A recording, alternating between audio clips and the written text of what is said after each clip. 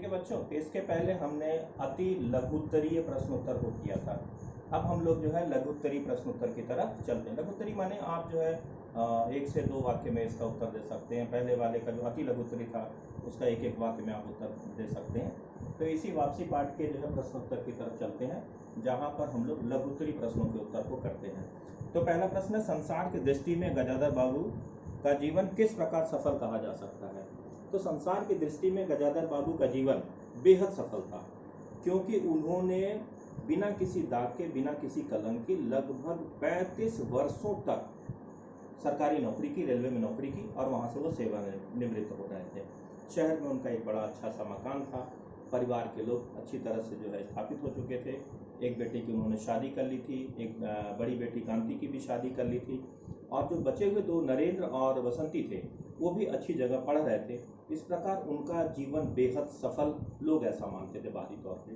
ठीक है बेटा। तो अगला प्रश्न है, घर जाने की खुशी होने के बाद भी गजाधर बाबू का मन क्यों दुखी था। स्वाभाविक है, जिस व्यक्ति ने 35 वर्षों तक कहीं पर काम किया है और 35 वर्षों में उसका जो है समाज से, सभी लोगों से, जहाँ पर वो रह रहा है वहाँ के दायरे के लोगों से संपर्क बन चुका है।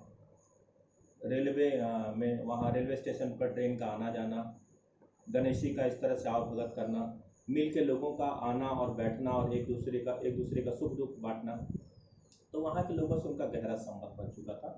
लेकिन दूसरी तरफ उनका मुंह अपने परिवार के प्रति भी था, जिसको उन्होंने 35 वर्षों तक सजाया, संवारा, अच्छी तरह से उसे जो है पल्लवित पुष्पित किया, और उनके मन में अब बेहद आकर्षण था कि सेवानिवृत्ति के बाद वहाँ जाकर वो रहेंगे। तो इस प्रकार जो है वहाँ जहाँ उन्होंने 35 वर्षों तक काम किया था, उसके प्रति जो मोह था वही उनके दुख का कारण था, क्योंकि वो धीरे धीरे अब छूट रहा था। जिस बड़े से सरकारी क्वार्टर में रहते थे वहाँ का सामान अब जा चुका था, और पेड़ पौधे भी लोग उठा कर ले जा रहे थे। इस प्रकार उसको बिखरते हुए, टूटते हुए देखकर उन्हें बड़ा दुख हो रहा था, बड़ी तकलीफ हो रही थी। इसका संक्षिप्त उत्तर आप लिख सकते हैं। तीसरा प्रश्न है, अमर को अपने पिताजी से क्या शिकायत थी। अमर सबसे बड़ा बच्चा था। पिताजी के न रहने पे 35 वर्षों तक वो जो है इस घर में नहीं रहे स्थायी रूप से, कभी आते थे कभी जाते थे। तो परिवार का मुखिया अमर बन चुका था, और अब उसे लगता था कि ये पिताजी गजाधर बाबू रिटायरमेंट के बाद आकर बैठक में पूरी तरह से कब्जा कर चुके हैं। अब उसे जो है अपने मित्रों का आना जाना, वहाँ अच्छा मित्रों को आना जाना करता था। पिताजी बार बार टोकते थे कि इस तरह से जमावड़ा क्यों लगता है। तो इन सब चीज़ों को लेके अमर के मन में जो है दुख होता था, तकलीफ होती थी, और वो खींचता था कि अब जो है मित्रों का आने जाने में तकलीफ हो रही है, बैठक जमाने में उसे तकलीफ हो रही है, और सबसे बड़ी बात थी कि अमर को ऐसा लग रहा था कि उसकी आज़ादी छीन रही है ना। वो बड़ा है, मुखिया है, उसकी आज़ादी छीन चुकी है।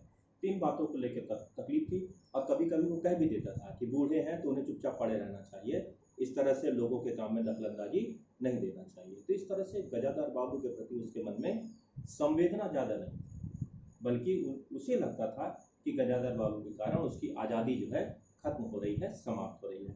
ठीक है, तो अगले प्रश्न की तरफ चलते हैं। अगला प्रश्न है, बसंती गजाधर बाबू के किस कथन से रूठ गई थी। स्वाभाविक है, बसंती जो है कॉलेज में पढ़ती थी, बाहर पढ़ने जाती थी, लेकिन उसका ध्यान पढ़ाई में कम लगता था, और घर के कामों में बिल्कुल हाथ नहीं बटाती थी। वो फिर जो है मौका निकाल के जो है शीला के यहाँ खेलने, बातचीत करने चली जाया करती थी, किसी और काम से चली जाया करती थी, और घर में भी बिल्कुल आज़ाद तरीके से रहती थी। इन सब चीज़ों को लेके जो है गजाधर बाबू को बड़ी तकलीफ होती थी। उन्हें लगता था कि ये बेटी है, एक का तो विवाह कर दिया उन्होंने, लेकिन दूसरी बेटी है, पढ़ लिख रही है, अच्छी तरह से पढ़े और अपनी जिम्मेदारी को समझे, इसीलिए उसको काम में लगा दिया उन्होंने, और कुछ चीज़ों के लिए रोक टोक करने लगे, जो कि बसंती को बिल्कुल अच्छा नहीं लग रहा था। और अगला प्रश्न है, गजाधर बाबू ने भोजन बनाने की जिम्मेदारी किसे सौंपी और क्यों। तो स्वाभाविक है, गजाधर बाबू ने देखा कि इस घर में आने के बाद जो है सब कुछ अस्त व्यस्त है, कोई भी अपनी जिम्मेदारी को स्वीकार नहीं कर रहा है, घर के कामों में कोई हाथ नहीं बटा रहा है, और उसकी गजाधर बाबू की जो पत्नी है वो पूरी तरह से खट रही है, काम कर रही है, बुजुर्ग हो चुकी हैं, हाथ पांव ठीक तरीके से नहीं है, लेकिन फिर भी दिन भर जो है खट रही है। तो उन्होंने क्या किया कि वही बड़ी बहू जो थी, अमर की बहू, पत्नी, तो उसे क्या किया, उन्होंने जो है काम में लगा दिया। सवेरे तुम भोजन बनाओगी बसंती, रात को तुम भोजन बनाओगी, क्योंकि सवेरे कॉलेज जाना पड़ता होगा, शाम को बसंती मुक्त रहती होगी। तो इस परिस्थिति में उसे जो है भोजन बनाने की जिम्मेदारी दी। तो उन्होंने काम को बांट दिया, सवेरे भोजन बनाने की जिम्मेदारी बड़ी बहू की और शाम को भोजन बनाने की, रात को भोजन बनाने की जिम्मेदारी जो है बसंती अपनी छोटी बेटी को उन्होंने दे दिया। तो इस प्रकार उन्होंने घर के सारे कामों का बंटवारा कर दिया। तो बच्चों यहाँ पर जो है लघु उत्तरी प्रश्न उत्तर समाप्त होता है और इसके बाद हम लोग कल जो है दीर्घ उत्तरी प्रश्न उत्तर करेंगे। आप सभी लोग तैयार रहिए और उम्मीद करता हूँ कि ये वीडियो आपको बहुत अच्छा लग रहा होगा और अगर आपको लगता है कि सर इसमें कुछ इम्प्रूवमेंट करना चाहिए, कुछ बदलाव करना चाहिए, तो मैं आप लोगों से अनुरोध करता हूँ कि अपना फीडबैक दीजिएगा और हमारी लगातार ये कोशिश होगी कि हम अपने बच्चों के पास बेहतर तरीके से, बेहतर साधनों संसाधनों के माध्यम से पहुँचे। ठीक है, ओके, बाय।